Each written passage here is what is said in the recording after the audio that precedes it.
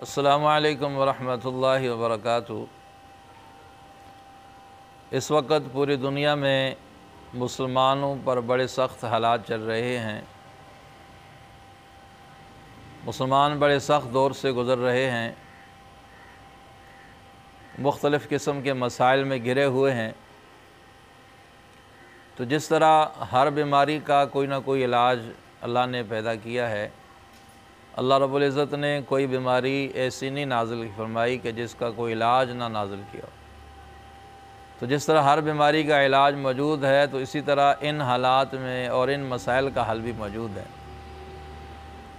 और जिस तरह हम दुनिया में किसी भी बीमारी के इलाज के लिए उस मर्ज़ के स्पेशलिस्ट डॉक्टर और हकीम का इंतखाब करते हैं, हमारी कोशिश होती है कि हम अच्छे से अच्छे डॉक्टर से अपने मर्ज़ की तशख़ीस कराएं और अच्छे से अच्छे डॉक्टर से अपने मर्ज़ की दवा दारू का कोई बंदोबस्त करें।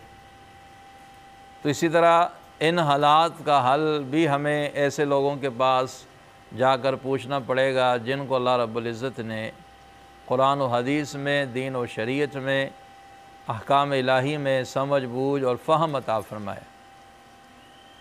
इसलिए याद आया हज़रत मौलाना महमूद हसन रहमतुल्लाह अलैह, शेखुल हिंद के नाम से मशहूर हैं। आप माल्टा की जेल में 4 साल की कैद काटने के बाद दारुल उलूम देवबंद तशरीफ़ लाए, तो आपके सामने उलमा का एक बहुत बड़ा मजमा था। तो मजमे को मुखातब करते हुए हज़रत ने फ़रमाया कि हमने माल्टा की क़ैद में 2 सबक सीखे हैं। अब आपका ये जुमला सुनकर तमाम उलमा यकदम मुतवज्जे हुए, पूरी तवज्जो के साथ हज़रत की तरफ देखने लगे कि जिस हस्ती ने 80 साल तक दर्स हदीस दिया, 80 साल तक क़ाल क़ाल रसूलुल्लाह सल्लल्लाहु अलैहि वसल्लम पढ़ाते रहे, 80 साल तक नबी करीम सल्लल्लाहु अलैहि वसल्लम के फ़रामीन हमें पढ़ाते रहे, तो उनसे आगे और किस चीज़ से आपको ये 2 सबक मिले हैं?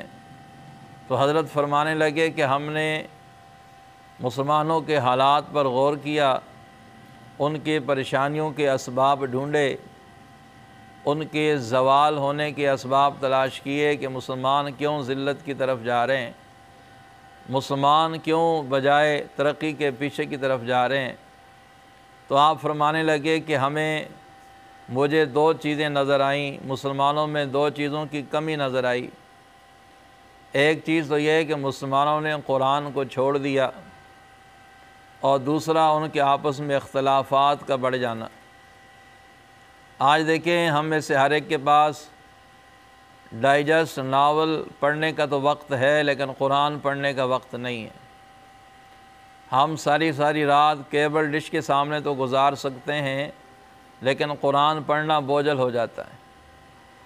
तो हज़रत ने फरमाया कि मैंने ये तहैया किया कि बाकी ज़िंदगी जाकर कुरान की तालीम को आम करूँगा, लफ्ज़न भी मानन भी, जगह जगह मदारिस, मसाजिद और मकातिब कायम किए जाएँ, जहाँ पर छोटे बच्चों की तरबियत की जाए, उन्हें कुरान पढ़ाया जाए, उन्हें अल्फाज सिखाए जाएँ, और अवामुन नास के लिए, बड़े हज़रात के लिए, लोगों के लिए दर्स का सिलसिला शुरू किया जाए, जहाँ आम फ़हम अंदाज में उनको कुरानी तालीमात, अल्लाह के अहकामात सिखाए जाएँ, तर्ज़ ज़िंदगी सिखाया जाए, अल्लाह अपने बंदों से क्या चाहते हैं ये चीज़ें उन्हें सिखाई जाएँ।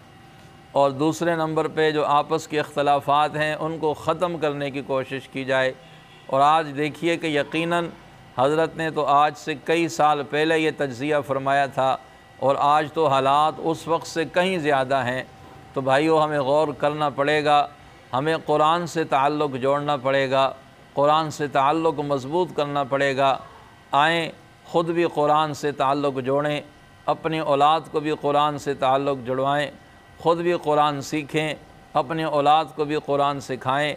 और दूसरे नंबर पर आपस के जो इख्तलाफात हैं, देखो हम मुसलमान हैं, हमारा नबी एक है, कलमा एक है, कुरान एक है, दीन एक है, रब एक है, सब कुछ एक है। तो छोटी छोटी बातों की वजह से आज हमारे धड़े बन गए, हमने 1.5 इंच की मस्जिद बना ली, हम एक दूसरे को बर्दाश्त करने के लिए तैयार नहीं है।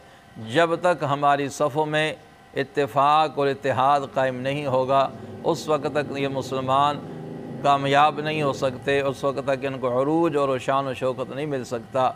अल्लाह हमें कुरान से ताल्लुक़ जोड़ने की भी तौफ़ीक़ अता फ़रमाए और अल्लाह हम मुसलमानों को आपस में इत्तेफाक और इत्तेहाद की दौलत नसीब फ़रमाए।